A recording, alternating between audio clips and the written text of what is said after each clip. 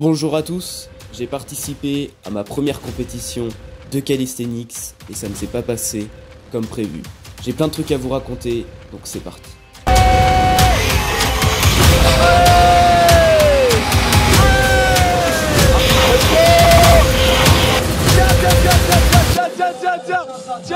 Allez, finis ça en beauté, finis ça en beauté.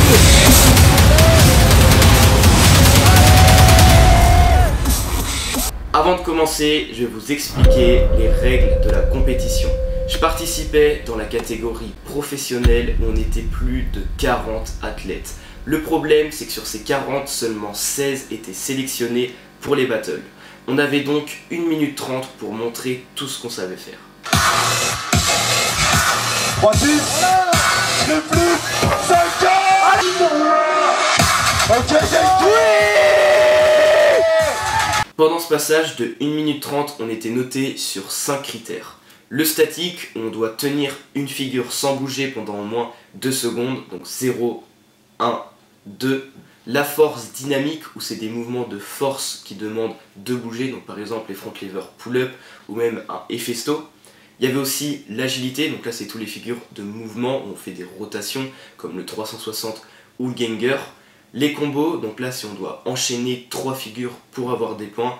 Et enfin, celui que j'aime le moins, la créativité, car il permet à celui qui est nul de gagner des points. Mais bref, je vais y revenir plus tard dans la vidéo. La compétition, elle a lieu le 3 septembre et je décide d'y participer début juillet. J'ai donc 2 mois pour m'y préparer. Le problème, c'est que j'ai pas de straddle planche, j'ai pas de front lever parce que je suis blessé et j'ai juste un shrimp flip et un 360 en freestyle, donc c'est loin d'être suffisant. Heureusement, je suis en coaching avec Valentin OTZ et en quelques semaines, je débloque 4 presses en straddle. En one arm front lever, je travaille uniquement la forme, mais en 2 mois, je n'ai pas réussi à l'améliorer. Et l'agilité, je voulais vraiment être au rendez-vous. Donc pendant 2 mois, je me suis entraîné presque tous les jours. Et au final, je me retrouve pour mon dernier entraînement et je n'avais pas remis une seule figure. Donc je décide de me concentrer sur le alley-oop car c'est juste de la peur. Et à croire qu'une bonne étoile est avec moi, j'arrive à le lancer. Je récupère pas la barre, mais déjà ça me rassure beaucoup pour la compétition. Ensuite, je travaille un combo équilibre-force depuis 1 mois et la veille de la compétition, j'arrive quasiment à le mettre. Donc au final, je me retrouve le jour de la compète avec un combo en force que j'ai jamais mis entièrement et je suis censé faire un combo freestyle alors que j'ai pas mis depuis 2 mois une seule haute figure que le 360. Je me suis jamais entraîné à faire un passage de 1 minute 30 et encore moins à faire un combo freestyle après un combo statique. Donc vous l'aurez compris, je suis dans la merde. Finalement, c'est l'heure de la compétition, je suis le 19e à passer, donc j'essaye de me concentrer et de visualiser les combos que je vais faire, et ça y est, c'est à moi.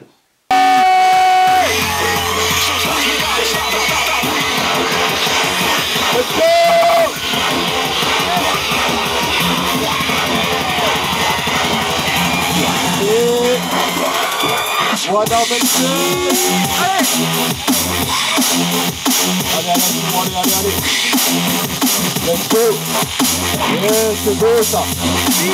Iguana Head, allez, tiens ça. Tiens ça. Yes, Iguana Head. Ça tient. Ok, la straddle en négative, ça tient. Let's go. Ok, le basic. Mon combo force passe pour la première fois. Ma straddle press est plutôt pas mal, mais malheureusement je roll pas assez le one arm flag. Après je represse derrière, mais je plie les bras donc j'aurai un peu moins de points.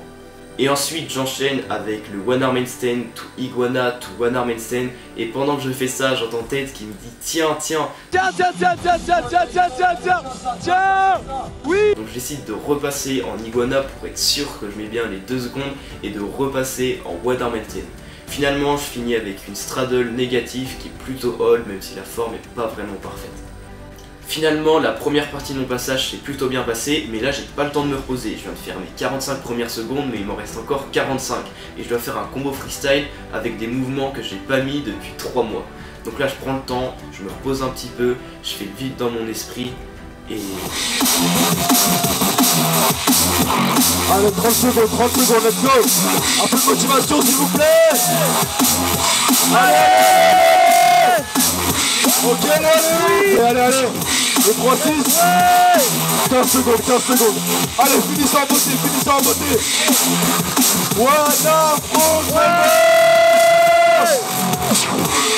5, 4, 3, 2, 1, merci beaucoup, ciao.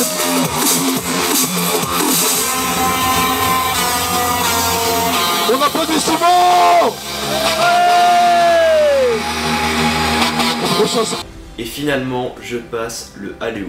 Après, je veux pas prendre trop de risques, donc je fais juste un 360. Et déjà, là, je me dis que j'assure ma place parce qu'il n'y a pas beaucoup de gens qui ont fait un combo statique et un combo freestyle. Donc, dans les 16 qualifiés, ça devrait largement le faire. Donc, j'ai juste mis mon one arm front lever press parce qu'il n'y avait pas les 2 secondes pour considérer ça comme un hold. Et après, je fais une side planche, mais elle est un peu basse. Je finis mon run, je suis rincé, j'ai jamais fait 1 minute 30 de passage, surtout avec du statique et du freestyle. Donc là je finis, je suis super fier de moi. Tout ce que je voulais faire c'est passé, donc là vraiment dans ma tête c'est génial. Je me dis que j'ai le niveau minimum pour faire des compétitions, j'ai juste à progresser un peu partout, améliorer les formes et bientôt je pourrai faire des meilleures compétitions. Et là, vous l'avez vu au titre, la compétition ne s'est pas passée comme prévu. Au passage, si vous souhaitez progresser en équilibre, que vous soyez débutant ou déjà avancé, j'ai créé une formation qui va vous apprendre tous les mouvements d'équilibre. Le handstand, ses variations, les différents grips, etc. Les handstands en force et même le one arm handstand et ses variations. La formation, elle est actuellement à moins 80%, donc profitez-en. En plus de ça, vous allez être intégré dans un groupe Discord où moi, avec d'autres experts en équilibre, allons analyser chacun de vos essais et répondre à chacune de vos questions. Donc n'hésitez pas, le lien est dans la description. J'ai un ami à moi, Romain, qui vient nous voir et qui nous dit « Ouais les gars, j'ai vu les résultats, je sais qui est qualifié et Younen, t'as fini 4ème. » Donc là je me dis putain c'est trop bien, Younen j'ai commencé le street avec lui, ça fait 2 ans qu'on en fait, il est qualifié et je me dis bah si il est qualifié et qu'il est 4ème, je suis forcément dans le top 16 parce qu'en fait on avait fait un run quasiment similaire, il avait fait 2 moves de plus en freestyle et moi j'avais fait un combo statique un peu plus long.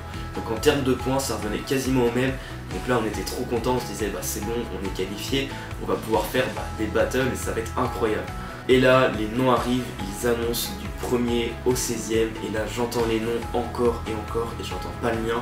J'entends des personnes qui ont fait des passages beaucoup moins bien que le mien, j'entends des gens qui ont fait du fail, j'entends des gens qui ont fait que du statique, j'entends des gens qui ont fait que du freestyle, et mon nom au final n'est pas sorti. Et là je comprends vraiment pas ce qui se passe. Finalement, je décide de rentrer chez moi car je suis assez mauvais perdant et je déteste perdre même quand c'est mérité. Et là, une fois que j'arrive chez moi, je prends mon portable et je regarde les stories des gens, je vois tous leurs passages, etc. Et là, je comprends pas, j'ai l'impression qu'on m'a oublié, que je suis passé à la trappe parce que vraiment, tous leurs passages, je les regarde avec détail, ils étaient largement moins bien que le passage que j'ai fait. Au début, je voulais vous montrer les passages de certains athlètes, mais je me suis dit que c'était inutile. Si j'ai pas été qualifié, c'est que j'ai pas été assez fort et c'est comme ça. Je m'entraînerai plus dur les prochaines fois et j'y arriverai. Mais en tout cas, je suis pas sûr de retourner à cette compétition.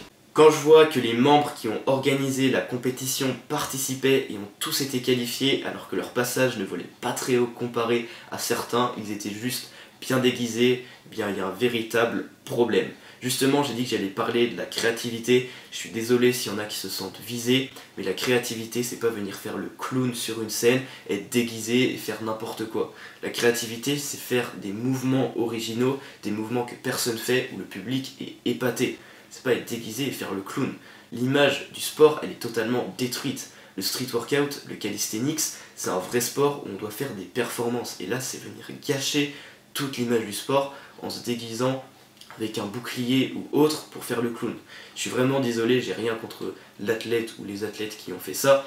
C'est vraiment l'organisation qui a été mal faite et je trouve ça, enfin pas l'organisation mais le jugement, je trouve ça vraiment dommage parce que le jugement était très mal fait alors que l'organisation et l'ambiance dans son ensemble, c'était vraiment génial. Mais au final, je retire quand même beaucoup de positifs de cette compétition parce que voilà, l'organisation était vraiment bien. Donc pour ça c'est génial et je suis vraiment fier des passages que j'ai faits, des athlètes que j'ai rencontrés, l'ambiance était totalement folle. Donc voilà, un petit peu déçu du jugement, mais c'est comme ça. Je vous remercie d'être resté jusqu'ici. Je vais montrer en détail toute ma préparation de la compétition dans l'épisode 9 de ma progression en street workout. Mais en attendant, je vous invite à regarder cette vidéo où je vous montre en détail un entraînement précis pour préparer la compétition. Et sur ce, davai.